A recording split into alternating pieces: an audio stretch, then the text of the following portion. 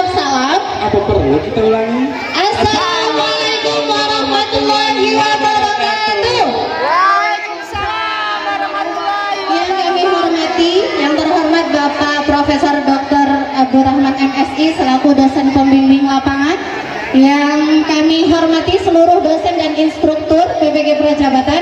Yang kami banggakan calon ASN 2025 seluruh mahasiswa PPG Prajabatan.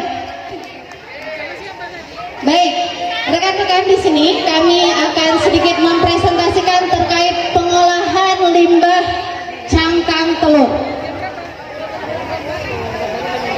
Ini dia beliau Profesor Dr. Abdurrahman MSI yang dalam kesempatan ini izinkan kami untuk mengucapkan terima kasih banyak kepada beliau yang telah memberikan kami bimbingan sehingga gelar karya 2 hari ini dapat terlaksana dengan baik insyaallah. Amin. Baik, ini dia kelompok 1 agenda kami, stand kami ada di depan.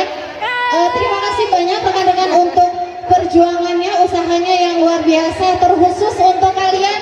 Saya doakan semoga 2025 ASN. Oke. Ke Korea beli labubu. Cakep. Bisa Blackpink sebagai pencetusnya. Rekan-rekan pasti tidak tahu bahwa ada emas tersembunyi di dapur semuanya.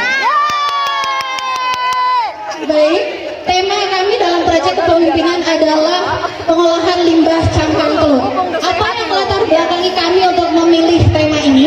Yang pertama adalah seperti yang kita tahu bahwa telur merupakan bahan yang memiliki protein hewani tertinggi yang pada saat ini menjadi sangat diminati oleh masyarakat, tidak hanya di perumahan tapi juga home industri, warung seblak kesukaan para cewek-cewek ya, di warung seblak, kue dan seterusnya. Nah, seiring dengan meningkatnya konsumsi dari telur, itu juga memiliki dampak meningkatnya limbah cangkang telur yang nantinya akan menjadi limbah lingkungan, sampah lingkungan yang akan memberikan dampak negatif. Kenapa? Karena memiliki banyak bakteri yang tidak baik untuk kesehatan dan lain sebagainya. Selain itu juga dapat menyumbat saluran air yang akan menyebabkan banjir dan dapat menimbulkan bau yang tidak sedap. Teman-teman pernah mencium bau limbah cangkang telur? Tentu saja baunya tidak enak, jadi jangan dicoba. Next slide. Baik, untuk lokasi sasaran kami adalah di Desa Banjarrejo, Kecamatan Gadingrejo, Kabupaten Pringsewu, Lampung. Kenapa kami memilih lokasi ini sebagai bahan inovasi proyek kepemimpinan kami? Alasannya adalah karena sebagian besar masyarakat di Banjarrejo itu merupakan peternak ayam petelur. Nah, hal itulah yang menyebabkan limbah cangkang telur itu sangat banyak di Gadingrejo ini, sehingga kami memilih lokasi ini, Desa Banjarrejo, sebagai lokasi untuk kami melakukan inovasi proyek kepemimpinan. Next. Ini adalah sasaran kami, ada 2, yaitu masyarakat yang dalam hal ini kami khususkan ibu-ibu rumah tangga, kemudian remaja sanggar tari yang dalam hal ini masih berstatus sebagai peserta didik. Mengapa kami memilih ibu rumah tangga? Karena ada 2 yang akan kami khususkan nantinya untuk proyek kami, yaitu pupuk dan juga kreasi cangkang telur. Nah, ada 2 olahan cangkang telur. Yang pertama adalah sebagai pupuk organik, kemudian sebagai karya seni. Jadi dari pupuk tersebut kami bisa membuat pupuk, kemudian juga bisa membuat karya seni. Baik, minum kopi pakai kendi, silakan dilanjutkan Mas Dandi.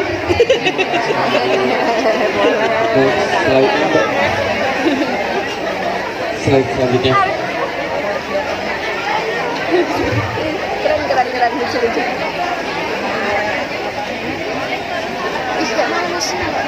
Sambung. Nah, baiklah, di sini ada olahan dari limbah cangkang telur, yaitu yang pertama adalah pupuk cangkang telur. ternyata cangkang telur pun bisa dijadikan pupuk organik. Yang pertama itu sebagai pupuk alami karena kaya akan kalsium yang penting untuk pertumbuhan tanaman dan membantu juga mengurangi keasaman tanah. Nah, ini salah satunya yang saya pegang ini adalah hasil olahan cangkang telurnya yang sudah dijadikan pupuk. Boleh slide selanjutnya, Mbak. Nah, kandungan yang ada di cangkang telur pun ini ada 6. Yang pertama, ada 1,6% itu unsur air. Yang kedua, ada 3,3 unsur protein. Dan ini ada 95,1 unsur mineral. Ada 98 kalsium karbonat, 0,84% magnesium karbonat, dan terakhir itu ada 0,75 kalsium fasat. Nah, manfaat pupuk ini adalah sebagai sumber kalsium dan nutrisi yang penting untuk tanaman dan juga meningkatkan kualitas tanah dari serpihan cangkang telurnya. Nah, langkah-langkah untuk pembuatan ini adalah pembersihan dulu, cuci bersih cangkang telur untuk mensterilkan bakterinya. Selanjutnya itu digiling atau di blender untuk memperhalusnya, dan langkah terakhir ialah dikemas untuk sebagai produknya. Oke, selanjutnya ada kria cangkang telur. Di sini bisa kalian saksikan. Di sini ada juga cangkang telur bisa dijadikan kria. Ada beberapa. Yang pertama ada kolase di frame ini. Yang kedua juga ada bisa dijadikan sebagai kria ini. Yang pertama ini adalah telur goyang. Jadi cangkang telur ini di atasnya dibolongi, habis itu dibuat pola dan diwarnai untuk dijadikan mainan anak-anak, dan ini bisa bergoyang.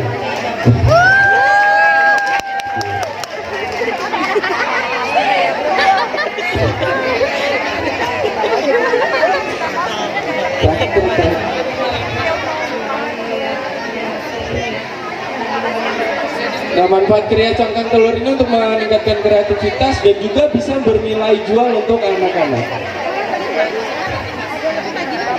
Nah, langkah-langkah pembuatannya saya sampaikan tadi. Ada siapkan bahan kolase, siapkan bahan pendukung, gambar dan pola, dan terakhir yaitu tempelkan cangkang telur ke pola yang kita buat.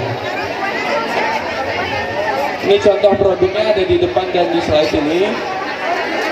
Selanjutnya, ini dokumentasi kegiatannya di sanggar itu dan di sosial. Dokumentasi bersama anak sanggar Tari Buana.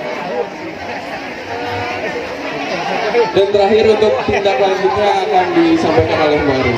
Oke, terima kasih Mas Dandi. Nah, rekan-rekan sekalian, ini adalah contoh cangkang telur. Cangkang telur ini apabila hanya seperti ini, apakah teman-teman berniat untuk menyimpannya? Tentu saja tidak. Kenapa? Karena ini limbah, tidak berguna. Kemudian rekan-rekan penasaran dengan bando saya? Ini bukan bando mahal, rekan-rekan. Ini hanya bando saya yang saya letakkan tadi, telur di sini, yang tadinya hanya sebagai limbah tidak berguna menjadi barang yang begitu menarik dan berguna.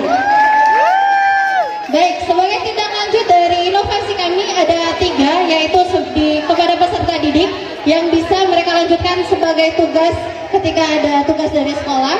Kemudian dari masyarakat, karena masyarakat di Banjarjo juga termasuk petani sayuran. Nah, kami